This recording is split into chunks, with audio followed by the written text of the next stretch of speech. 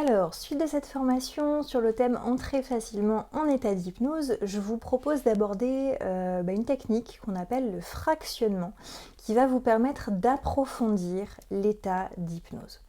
Quand on débute en auto-hypnose, la crainte qu'on a parfois, c'est de pas être très sûr d'être en état d'hypnose, hein, je l'ai déjà dit, ou alors parfois on se dit qu'on y est, mais que c'est tellement léger qu'on se demande si vraiment ça va marcher, c'est assez peu profond.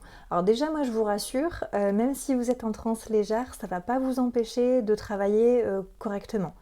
Il faut savoir que même un état de transe très léger peut vous permettre de réaliser déjà de grandes choses, de grands progrès. Donc déjà, soyez rassurés avec ça.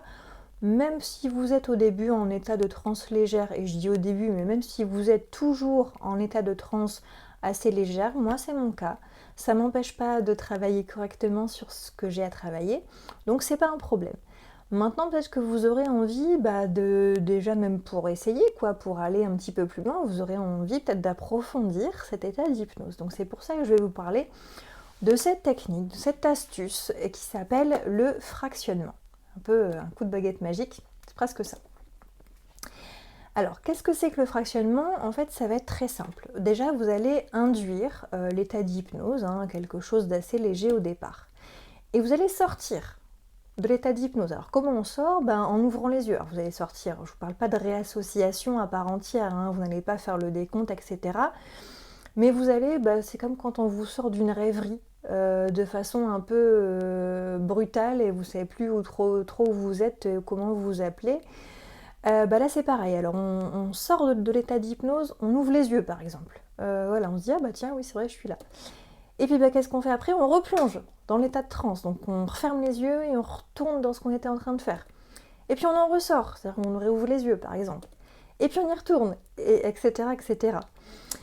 C'est assez marrant à faire. Le truc, c'est qu'en fait, au bout de 3-4 fois, alors il ne s'agit pas de faire ça 20 fois d'affilée, déjà en le faisant 3 ou 4 fois, c'est largement suffisant. Vous allez voir que vous allez faire un énorme bond en avant dans l'état d'hypnose.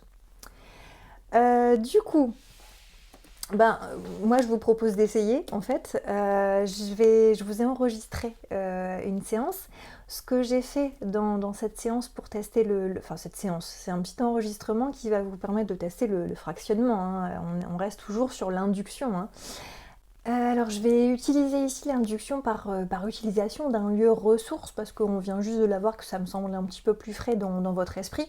Mais après voilà, vous pouvez utiliser le fractionnement avec n'importe quel autre type d'induction, ça marche aussi, ça fonctionne avec tout. Du coup je vous propose d'écouter l'enregistrement audio que je vous ai préparé, et si vous pouvez, c'est toujours mieux quand même de s'entraîner d'ici la semaine prochaine à cette technique. D'ailleurs, juste avant de se quitter, une petite synthèse de ce que vous pouvez faire d'ici le prochain contenu que vous recevrez, c'est déjà de mettre en place votre rituel pour vos séances d'auto-hypnose, comme on l'a vu. Vous entraînez à visualiser, à ressentir, à sentir cet état d'hypnose qui circule à l'intérieur de vous. Vous demandez où est-ce que ça démarre, quelle couleur ça a, quelle température, etc. Vous entraînez au fractionnement.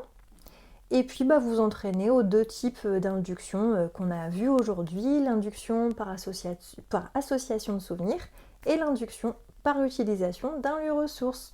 Voilà, je vous dis à très vite.